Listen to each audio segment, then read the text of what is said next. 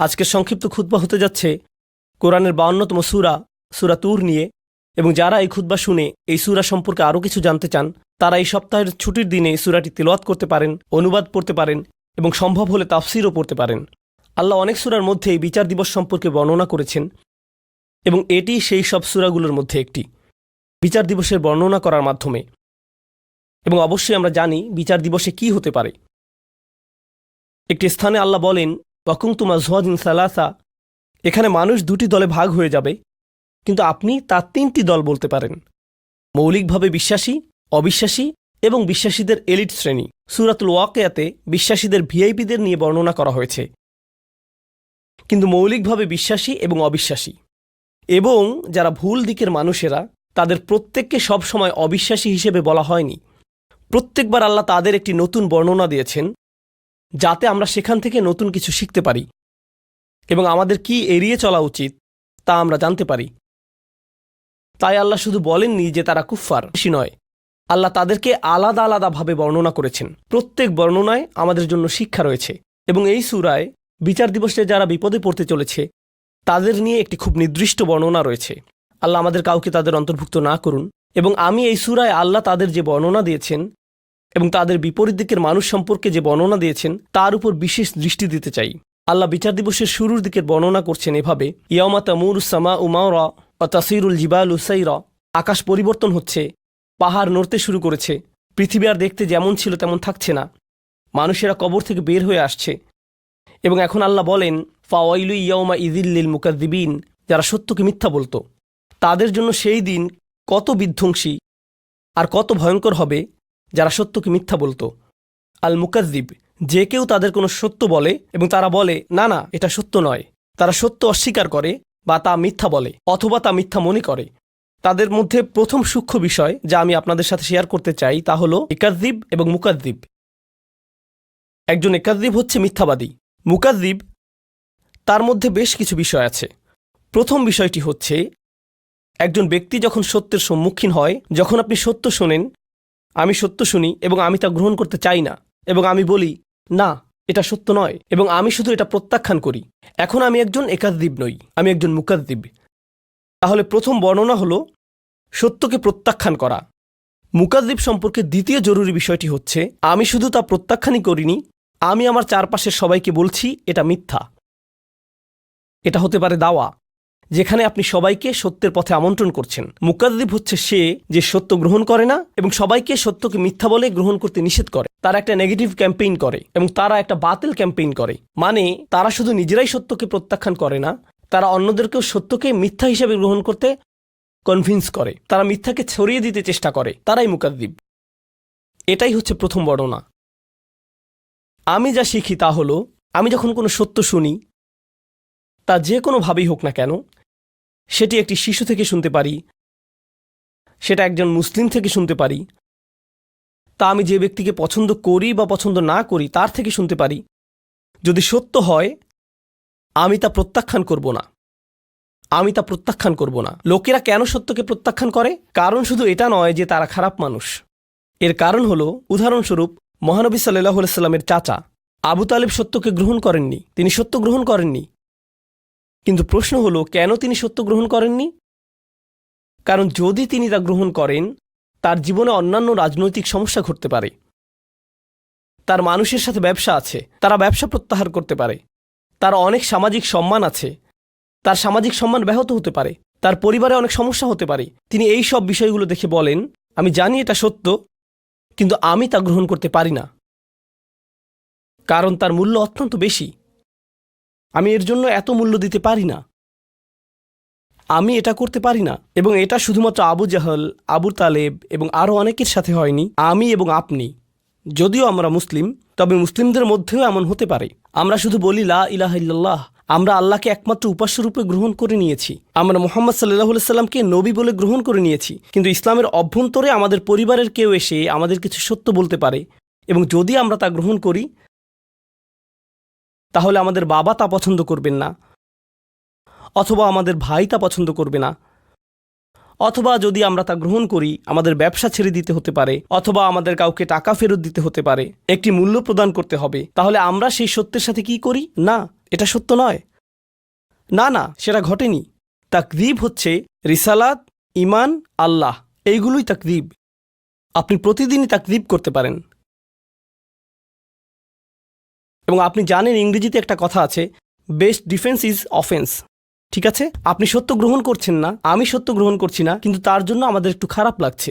যাতে আমার একটু ভালো লাগে তাই আমি সবাইকে গিয়ে বলি, না না না, এটা সত্য নয়, আমি এটা গ্রহণ করতে পারছি না, কারণ এটা ভুল। কিন্তু আপনি আপনার ভেতর থেকে জানেন যে আপনি ভুল, কিন্তু নিজেকে ভেতর থেকে একটু ভালো লাগানোর জন্য সত্যকে মিথ্যা বলে প্রচার করছেন। এভাবেই আপনি আপনাকে ডিফেন্ড করছেন। এটাই হচ্ছে বিচার দিবসে এক ধরনের মানুষের বর্ণনা, যারা সেদিন তারা যা করত সেটা লুকাতে পারবে না। ওয়াইলু ইয়াউমা ইযিল লিল মুকাযযিবিন। এরপরে আল্লাহ তাদের সম্পর্কে দ্বিতীয় বর্ণনা দেন, এবং সূরাটির খুবই ইন্টারেস্টিং ব্যাপার এখানেই। আপনি ভাববেন, আল্লাযীনা কাযযাবু বির-রিসালাহ কাযযাবু বিন-নবী কাযযাবু বিন-নার আল্লাযীনা কাফারু বিন-নার।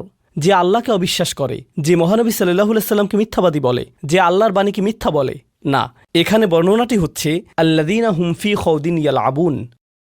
তারা ডুবে যায়। আমি এটা ইংরেজিতে ভালো ট্রান্সলেট করতে পারছি না। আরবি শব্দ হচ্ছে খাউদ। তারা খাউদে ডুবে যায় এবং সেখানে খেলতে থাকে। খাউদ। তাহলে চলুন আমি আপনাকে এই শব্দ খাউদ এর উৎপত্তি এবং এর অর্থ সম্পর্কে ব্যাখ্যা করি, এবং আমরা এই শব্দ থেকে কি শিখতে পারি দেখি। ইস্তিখাদ আল মা, এই শব্দের মূল অর্থ হলো আপনি কোনো জিনিসকে পানিতে ডুবান।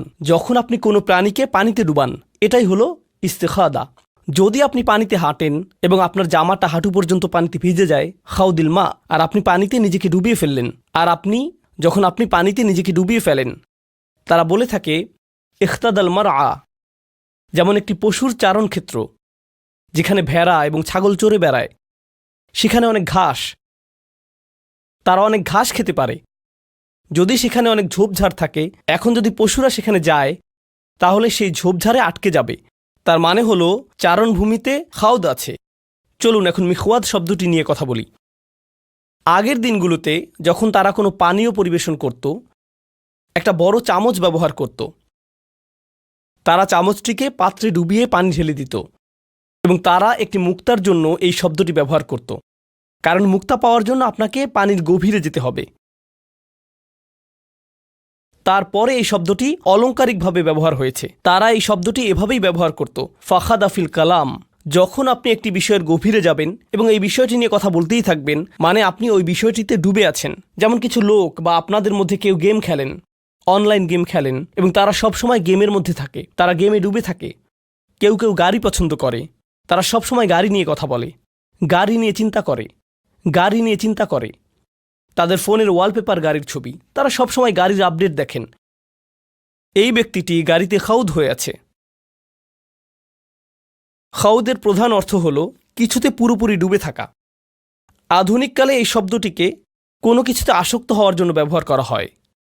নেশা, যখন কেউ কিছুতে আসক্ত হয়, এটি খুবই আকর্ষণীয়, কারণ এই বিষয়ে বইও লেখা হয়েছে। আপনি এজ অফ অ্যাডিকশন নামে একটা বই খুঁজে দেখতে পারেন। এই যে সময় আমরা বসবাস করছি, এটি একটা নেশার যুগ। আগে লোকেরা মদের নেশা সম্পর্কে কথা বলতো। যারা জুয়া খেলে তারা একবার নয়, বারবার ফিরে আসে। তারা তাদের বাড়ি হারায়, পরিবার হারায়, এবং তারা এটা বন্ধ করতে পারে না। মাদক একটি নেশা হতে পারে। বহু লোক ইতিমধ্যে জানতে পারেন যে বিশ্বের নামকরা সামাজিক মিডিয়াগুলো, যেমন ফেসবুক, ইনস্টাগ্রাম, এই সংস্থাগুলো প্রথম তৈরিতে তারা বিশ্বের শীর্ষ ক্যাসিনোগুলোতে গিয়েছিল, কারণ তাদের অ্যাপ্লিকেশনগুলোর অ্যালগোরিদম এমনভাবে করা হয়েছে যেটা নিশ্চিত করে যে তাদের ব্যবহারকারীরা অ্যাপে থাকে। তারা চায় না যে আপনি টিকটক অন করেন এবং তা বন্ধ করে দেন। তারা চায় যে আপনি এটা অন করেন, সোয়াইপ করেন, আবার সোয়াইপ করেন, আবার সোয়াইপ করেন, এবং করতেই থাকেন। এই অ্যালগোরিদম বানাতে তাদের মানুষের আচরণ অধ্যয়ন করতে হয়েছিল। তাই তারা ক্যাসিনোতে গিয়েছিল এবং সেখান থেকে সেরা সাইকোলজিস্ট নিয়ে আসে, কারণ ক্যাসিনো শিল্প প্রথমে সাইকোলজিস্ট নিয়োগ দিয়েছিল যাতে লোকেরা স্লট মেশিনে বসে টাকা বের করতে পারে। তাদের উদ্দেশ্য ছিল আমাদেরকে সেখানে কতটুকু সময় ধরে রাখতে পারে, কারণ তারা সেখানে আমাদেরকে যত লম্বা সময় সম্ভব ধরে রাখতে পারবে, আমরা আরও বেশি আসক্ত হব।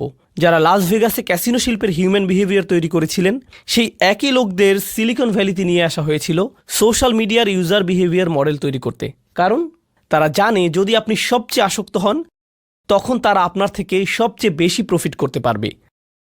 যদি আপনি নেশায় ডুবে যান এবং আপনি বের হতে পারবেন না, যদি আপনি নেশায় ডুবে যান তখন আপনি বের হতে পারবেন না, এবং আপনি যদি এটা আবার করতে না পারেন, তাহলে আপনি আপনার ভেতরে কিছুই নেই এরকম একটা অনুভব করবেন। সে মদ পান করে এবং সে মনে করে সে ভালো ফিল করছে, সে চলে যায়, তার 1 ঘন্টা 2 ঘন্টা পর আবার মদ খেতে ইচ্ছা করে, তার আবার একটা চাহিদা তৈরি হয়, আমাকে আরেকটা দিন। তাদের পেট ব্যথা করতে থাকলেও তারা মদ পান করে যায়, তারা অর্ধেক ঘুমন্ত অবস্থায় থাকলেও মদ পান করে থাকে, তারা ঘুম থেকে উঠে এসেও মদ পান করতে চায়। এটি অনলাইন অন্যান্য নেশা এবং বিনোদনের নেশার ক্ষেত্রেও সত্যি। কিছু লোক চলচ্চিত্রে আসক্ত, নেটফ্লিক্সে কিছু লোক আসক্ত, স্পোর্টসে কিছু লোক আসক্ত। এই নেশা পরবর্তীতে আল্লাহ সত্যের সম্পর্কে কথা বলেছেন। যখন সত্য আসে, কোরআনে যে সত্য সম্পর্কে বলা হয়েছে, আপনাকে এই বাস্তবতার সাথে ডিল করতে হয়, আপনাকে আপনার কাজের জন্য দায়িত্ব গ্রহণ করতে হয়। আমি কিভাবে আমার দিন কাটাচ্ছি তার ব্যাপারে যত্নশীল হতে হয়, কিভাবে আমি আমার রাত কাটাচ্ছি তার ব্যাপারে যত্নশীল হতে হয়। আমার নিজের ব্যাপারে দায়িত্ব আছে, আমার আল্লাহর জন্য দায়িত্ব আছে, আমার নিজের পরিবারের জন্য দায়িত্ব আছে। আমাকে এই সবগুলো ব্যাপারে যত্নশীল হতে হবে। কিন্তু আপনি যদি এই সত্যকে গ্রহণ করতে না চান এবং আপনি বাস্তবতা থেকে পালিয়ে বেড়াতে চান, আপনি নিজেকে হারিয়ে ফেলেন এবং কোনো একটি বিষয়ে আসক্ত হয়ে যান এবং এভাবে আপনি আসক্তিতে ডুবে যান। আপনি জানেন কিছু মানুষ কি করে? কোনো একটি গ্যাদারিংয়ে কিছু শুনলে, মনে করেন 8 জন মানুষের একটি সমাবেশ, ফ্যামিলি গেট টুগেদার, তারা সেখানে বসে কথা বলছে এবং সেখানে কোনো একজন আল্লাহর দ্বীনের ব্যাপারে কথা তুলল, সে দ্রুত সেই বিষয়টি পরিবর্তন করে ফেলবে এবং সে চাইবে একটি অন্য বিষয়ে কথা বলতে, কারণ সে জানে সে কোন বিষয়ে কথা বলতে চাইবে। ওহ না, জানো ইউএফসি ফাইটে কি হয়েছে, এই খেলাটিতে কি হয়েছে, এই ছবিটিতে কি হয়েছে, ও আল্লাহ সেগুলো কত ভালো ছিল এবং আমি এভাবে কথা বলতে থাকি। তারা যদি দিন সম্পর্কে কথা বলে তবে তারা দিনকে একটা মজার ছলে কথা বলে, এই বিষয়ে কথা বলাটা একটু ফান। তখন আল্লাহ বলেন, হাত্তা ইয়াহুদু ফি হাদিসিন গাইরিহি, তাদের সাথে ততক্ষণ কথা বললেন না যতক্ষণ পর্যন্ত তার অন্য বিষয়ে ডুবে না যায়। এখন আমার আপনার নিজেদেরকে জিজ্ঞাসা করা উচিত, এটা মানুষের সম্পর্কে সমালোচনা নয়, এটা আমি এবং আপনি আমাদের সম্পর্কে যা ভাবি তাই। আমি প্রতিদিন যে বিষয়ে ডুবে থাকি, এর কি কোনো উদ্দেশ্য আছে, নাকি আমরা আসলে শুধু এদিক ওদিক ঘুরে বেড়াচ্ছি? এই প্রশ্নটি আমি আমাকে জিজ্ঞেস করতে চাই। বিচার দিবস সম্পর্কে আল্লাহ বললেন, ইয়াউমা ইযিল্লিল মুকাযযিবিন আল্লাযীনা হুম ফি খাউদিন ইয়ালআবুন, তারা বিভিন্ন বিষয়ে ডুবে আছে এবং সেই বিষয়ে এদিক ওদিক ঘুরে বেড়াচ্ছে, তারা শুধুই ঘুরে বেড়াচ্ছে। এবং প্রতিবার যখন কোরআন তাদেরকে ডাকে, সত্য তাদেরকে ডাকে, সব কিছু দায়িত্ববোধ, কারণ বিচার দিবস মানেই দায়িত্ববোধ, তাই নয় কি? বিচার দিবস হচ্ছে একটি কোর্ট এবং এই কোর্টে কি হয়? বিচারক বলেন আপনি যা করছেন তার জন্য আপনিই দায়ী। আপনাকে কোর্টে নিজেকে উপস্থাপন করতে হয় এবং যারা জানে যে তাদের সামনে একটি বিচারের দিন আসছে, তাদের জন্য একটি বিচার অপেক্ষা করছে, তারা সেই বিচার দিনের জন্য প্রস্তুতি গ্রহণ করে। এটাই এই জীবনে হয়, এটাই বিচার দিবসের জন্য সাধারণ যুক্তি। কিন্তু যেই ব্যক্তি সেই ট্রায়ালের জন্য প্রস্তুত নয়, তারা শুধু খেলে বেড়াচ্ছে, তারা গেমে আসক্ত, তাহলে তারা সেই বিচার দিনে খুবই বিপদে পড়বে। এবং কেউ বলে, এই বিচার দিবস আগামীকাল, বিচার দিবস আগামী সপ্তাহে, তাড়াতাড়ি এই দিনের জন্য প্রস্তুতি গ্রহণ করো। কিন্তু আপনি তৈরি নন, আপনি আপনার কাজ শেষ করেননি, সেই দিন কি আপনার বিপক্ষে হতে যাচ্ছে? আরে যান, আমাকে খেলতে দেন। এটা সত্য নয়। ওহ, এই মানুষগুলো খুব বেশি, আসলেই খুব বেশি, তারা খুবই নেতিবাচক, আমাকে আমার মতো থাকতে দিন। আপনি জানেন, এমন একটা সময় ছিল যখন দার্শনিকেরা ক্যাপিটালিজম, কমিউনিজম, অ্যাথিজম এইগুলো নিয়ে কথা বলতো। এখন আমরা একটা নতুন পৃথিবীতে, আপনার ইমোশনই আপনার নতুন ধর্ম। আমাকে একটু ভালো থাকতে দিন তো, আমি শুধু ভালো থাকতে চাই, আমাকে আমার মতো থাকতে দিন। আপনি জানেন বিচার দিবসে আল্লাহ এমন একটি বর্ণনাই দিয়েছেন, আল্লাযীনা হুম ফি খাউদিন ইয়ালআবুন, যখন কোনো মানুষ কোনো কিছুতে ডুবে যায় তখন সে আর অন্য কিছুতে যেতে চায় না, সে ওখানে আটকে পড়ে, তারা একই জায়গায় থাকে। যখন কোনো মানুষ কোনো কিছুতে আসক্ত হয় তখন আপনি তাকে 1 বছর আগেও যেখানে দেখেছেন এখনও ঠিক সেখানেই দেখবেন। আপনি জানেন, যখন মানুষ কোনো কিছুর পরিবর্তন করে না, আল্লাহ তাদেরকে পরিবর্তন করেন। আল্লাহ বলেন, ওয়াল্লাযীনা ইয়াওমা ইউদআউনা ইলা নারি জাহান্নামা দাআ, তখন আল্লাহ তাদেরকে জাহান্নামের আগুনের দিকে ঠেলে দেন। তাদেরকে ঠেলে দেয়া হয় কারণ তারা নিজেরা নড়ে না, তারা যেতে চায় না। হাযিহিন নারুল্লাতী কুনতুম বিহা তুকাযযিবুন, এই হচ্ছে জাহান্নাম যাকে তোমরা মিথ্যা বলতে। আফাসিহরুম হাযা, যদি আমি বলি এটা কি জাদু? আও আনতুম লা তুবসিরুন, তুমি কি দেখছো না? কারণ আমি কোনো আগুন দেখতে পাচ্ছি না। হে আস্তাগফিরুল্লাহ বলো, এগুলো করো না। আমাদেরকে আল্লাহকে ভয় করা উচিত, আমাদের বিচার দিবসকে ভয় করা উচিত। ও হ্যাঁ, আমার আগুন ভয় করা উচিত, কিন্তু আমি তো কোনো ধোঁয়া দেখতে পাচ্ছি না, আমি তো তাপমাত্রা বাড়তে দেখছি না। আল্লাহ বলেন এটা মিথ্যা। যখন বিচার দিবস আসবে, আও আনতুম লা তুবসিরুন, তুমি এটা দেখবে না। ইসলাউহা ফাসবিরু আলা তাসবিরু সাওয়াউন আলাইকুম ইন্নামা তুজজাউনা মা কুনতুম তা'মালুন। এখন যাও এর ভিতর এবং এটা উপভোগ করো। তুমি এটা সহ্য করতে পারো বা না পারো, এটা কোনো ব্যাপারই না, এটার এখন কোনো মূল্যই নেই। আমি এখন এই খুতবাটিকে ছোট করে আনতে চাই।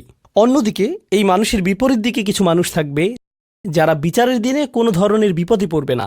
আল্লাহ বলেন, ইন্নামাল মুত্তাকিনা ফি জান্নাতিন ওয়া নাঈম। যে মানুষের তাকওয়া ছিল তারা জান্নাতে যাবে এবং সেখানে আরাম করবে। আয়াতের পরবর্তী অংশটি হচ্ছে জান্নাতের বর্ণনা। এটা নিয়ে হয়তো পরবর্তীতে কখনো কথা বলবো, কিন্তু আমি চাই আপনারা এই বিষয়টি নিয়ে চিন্তা করুন। মুত্তাকিন বলতে আসলেই কি বোঝায়? মুত্তাকিন শব্দটা আমরা সবসময় শুনে থাকি আমাদের তাকওয়া থাকা উচিত, আমাদের তাকওয়া থাকা উচিত। তো তাকওয়া শব্দটি এসেছে ওয়াকায়া শব্দ থেকে। আপনার জানা উচিত ওয়াকা মানে হচ্ছে প্রতিরোধ করা। এখান থেকে যে শব্দটি এসেছে, আমরা দোয়াতে এই কথাটা বলে থাকি, ওয়াকিনা আযাবান নার। তাকওয়া একই শব্দ। ওয়াকিনা আযাবান নার মানে হচ্ছে আমাদেরকে বিচার দিবসের শাস্তি থেকে রক্ষা করুন। আল্লাহ বলেন, কু আনফুসাকুম ওয়া আহলিকুম নার, তোমাকে এবং তোমার পরিবারকে জাহান্নামের আগুন থেকে রক্ষা করো। ইত্তাকা বা মুত্তাকি হচ্ছে সে যে নিজেকে রক্ষা করে। যখন আপনি বাসায় যান দরজা বন্ধ করেন, যখন হাঁটতে যান তখন দরজায় তালা দেন, এর মানে আপনি একটু তাকওয়া অবলম্বন করেছেন, কারণ আপনি নিজেকে রক্ষা করেছেন। তাই মাঝে মাঝে আমরা তাকওয়াকে আল্লাহর ভয় বলে অনুবাদ করে থাকি। আরবিতে ভয় হচ্ছে খৌফ, খাশিয়া। এছাড়া আরবিতে ভয় বোঝাতে আরও অনেক শব্দ ব্যবহার হয়ে থাকে, তো তাকওয়া সেগুলোর মধ্যে একটি। আসলে তাকওয়া বলতে বোঝায় যখন আপনি নিজেকে সতর্ক থাকার মাধ্যমে রক্ষা করেন। ধরুন, যখন কোনো মানুষ হজে যায়, আল্লাহ বলেন, অতাজাওয়াদু ফাইন্না খায়রাজ যাদ আত-তাকওয়া। হজে যাওয়ার সময় আপনি আপনার প্রয়োজনীয় জিনিসগুলো নিয়ে যাচ্ছেন, কারণ আপনি জানেন বেস্ট প্রভিশন ইজ প্রিকশন, আপনাকে রক্ষা করার জন্য। এটা দিয়েই তাই বিভিন্ন জিনিসও বোঝায়। এখন এই শব্দটি এই আয়াতে কি বোঝাচ্ছে? মানুষ যারা নিজেদেরকে রক্ষা করে, যখনই তারা দেখে যে তারা কোনো একটি আসক্তিতে জড়িয়ে যাচ্ছে, তখন তারা বলে, আমাকে এখান থেকে নিজেকে সরিয়ে আনতে হবে। যখন তারা দেখে তাদের সঙ্গীগুলো কোনো একটি বিষয়ে আসক্ত হয়ে যাচ্ছে, তখন সে বলে, ও না না, আমাকে এখান থেকে নিজেকে রক্ষা করতে হবে। তাই তারা সব সময় নিজেদেরকে সেসব সঙ্গ থেকে সরিয়ে নিচ্ছে, যেসব সঙ্গে থাকলে তারা কোনো আসক্তির দিকে জড়িয়ে যেতে পারে। তারা সব সময় আমাদের আশেপাশে আছে, আমরা কেউই নিরাপদ নই।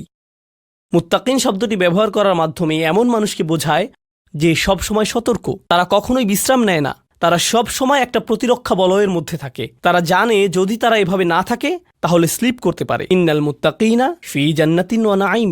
এই কারণেই আমি তোমাদেরকে জান্নাত দেব উপহার হিসেবে। তাহলে আমাদেরকে এখন থেকে খুব সতর্কতার সাথে থাকতে হবে। আমার মনকে বোঝাতে হবে যেন আমি যে কোনো সময় পিছলে যেতে পারি, আমি ভুল করতে পারি, আমাকে তারপরে সেখান থেকে ফিরে আসতে হবে এবং আরও বেশি সতর্ক থাকতে হবে। যদি আমি পিছলে যাই তাহলে আবার আমাকে ফিরে আসতে হবে। এটি একটা চলমান প্রক্রিয়া। এগুলোর শেষে আল্লাহ বলেন, ফি জান্নাতিন ওয়া নাঈম। আপনি যখন জান্নাতে যাবেন আপনারা বাগান পাবেন, কিন্তু সবচেয়ে গুরুত্বপূর্ণ আপনারা পাবেন নাঈম। যেই নাঈম শব্দটি এসেছে নুউমা থেকে, যার মানে হচ্ছে নরম এবং বিশ্রাম।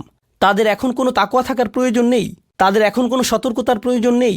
তারা তখন বলবে, এখন আমি বিশ্রাম নিতে পারি। তাহলে আল্লাহ কি করলেন? আল্লাহ আমাদেরকে দুটি ছবি দেখালেন। একটি হচ্ছে এমন ব্যক্তিরা যারা এখন নাইমে আছে, তারা বর্তমানে যেদিকে মনে চায় সেদিকে ঘুরে বেড়াচ্ছে, রিল্যাক্স করছে, তাদের কোনো কিছু চিন্তা করার নেই, শুধু বিশ্রাম নিচ্ছে। এবং অন্যদিকে তাকওয়াপূর্ণ ব্যক্তিরা তারা পরবর্তীতে রিল্যাক্স করবে। এখন সিদ্ধান্ত আপনার, আপনি কোন দলে থাকবেন। আপনি এখন রিল্যাক্স করতে পারেন অথবা আপনি পরবর্তীতে রিল্যাক্স করতে পারেন। আপনি এখন সাময়িকভাবে আনন্দ অনুভব করতে পারেন এবং পরবর্তীতে কঠিন বিপদে পড়তে পারেন, অথবা আপনি এখন একটু বেশি সতর্ক এবং বেশি নিজেকে রক্ষা করে চলতে পারেন এবং পরবর্তীতে অনন্তকালের জন্য রিল্যাক্স করতে পারেন। এই সিদ্ধান্তই আমাকে এবং আপনাকে নিতে হবে।